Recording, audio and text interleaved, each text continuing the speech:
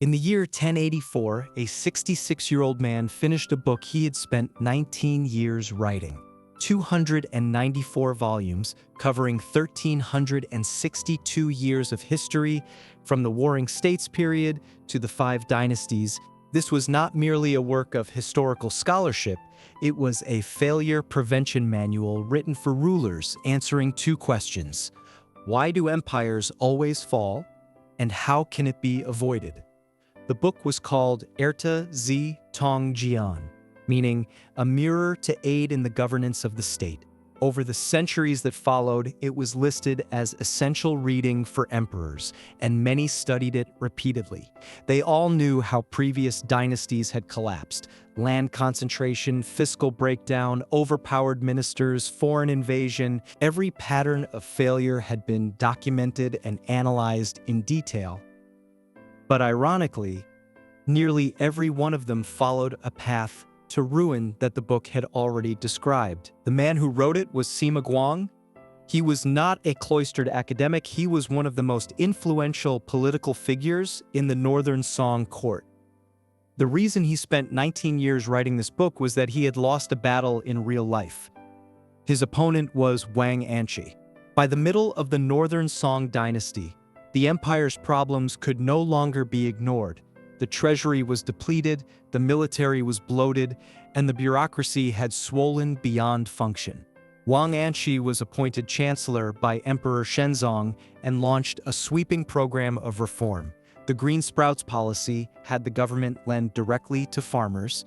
The market exchange policy inserted the state into commercial circulation. The Baojia system reorganized local military forces. His goal was singular: use institutional reform to break the old cycle and prevent the empire from repeating the fate of its predecessors. Sima Guang stood on the opposite side. The 2 men diagnosed the problem in almost identical terms, yet prescribed entirely opposite remedies. In one heated exchange at court, Wang Anshi argued that the state could not sit and wait for decline. It had to change. Sima Guang countered that every major reform in history had produced greater disasters than the problems it set out to solve. Xiangyang's reforms had made Qin powerful, but also turned the state machine ruthlessly cold, and Wang Meng's reforms had destroyed a dynasty outright. Sima Guang was not a man who opposed all change. He was simply more afraid of uncontrolled change than anyone else. Wang Anshi might have replied, "You have documented over 1,000 years of failure, which proves exactly that refusing to change is the real failure." The 2 men had once been friends. This argument ensured they never reconciled. Wang Anshi won the first round. Emperor Shenzong backed the reforms, and Sima Guang was pushed out of the court. He retreated to Luoyang, where he began a 19-year response, not with memorials to the throne, but with 1,300 years of history. His team gathered hundreds of historical sources and cross-checked every detail. Sima Guang personally finalized every volume. It is said that he used a round log as a pillow. The log would roll when he turned in his sleep, jolting him awake so he would never oversleep. This device came to be known as the alarm pillow. A man exiled from the center of power traded 19 years of sleep for a mirror because he believed that what the mirror would show would outlast any reform. But history did not take either side. Wang Anshi's reforms did increase fiscal revenue in the short term, but their implementation was severely distorted.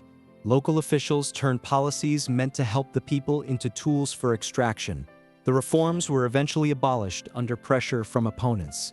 Sima Guang returned to power after Wang Anshi's fall and reversed every new law, restoring the old system in full.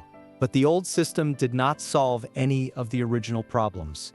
Fiscal strain and military weakness remained exactly where they had been. Both men died within a few years of each other. Wang Anshi had proved that reform could create new problems. Sima Guang had proved that refusing to reform could not prevent the old ones. Their debate exposed the fundamental dilemma of a system. It could neither bear the cost of change nor bear the cost of staying the same. This dilemma did not belong to the Northern Song alone. Any system large enough to face structural problems of its own will eventually hit the same wall. Then everything the book had warned about came true. In the year 1127, Jurchen cavalry broke through the gates of Kaifeng. Two emperors, Huizong and Qinzong, along with consorts, princes, and thousands of officials were taken prisoner, dressed in captive garments, and marched north. This was the Jingkang Incident. A dynasty that had made learning from history its national creed collapsed in exactly the pattern the book had described.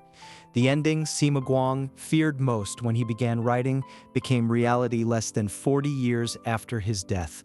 The mirror had shown everything, but no one could reach through the mirror to stop the fall. Emperor Taizu of the Ming Dynasty is said to have been devoted to the Zizhi Tongjian.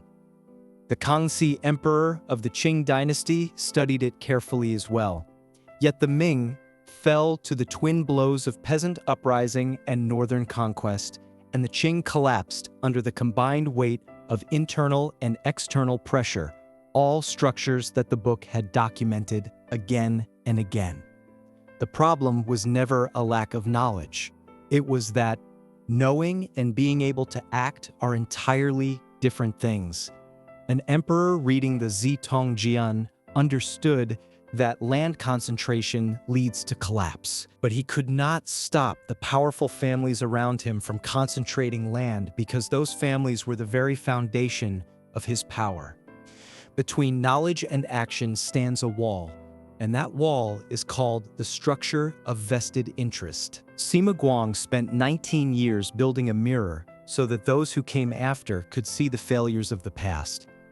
The mirror was clear enough. Every pattern of failure was recorded, analyzed, and labeled. But a mirror has one limitation it can never overcome. It can show you the problem, but it cannot solve it for you. Nearly 1,000 years of history since have proved that the most dangerous situation is not failing to see the danger, it is seeing the danger approach with perfect clarity and discovering that you are standing on a track that cannot be turned. This dilemma does not belong only to emperors. In any era, when a person, an organization, or a system faces a problem it can clearly see but cannot avoid, what Sima Guang's mirror reflects is not the history of the past, it is the reality of the present.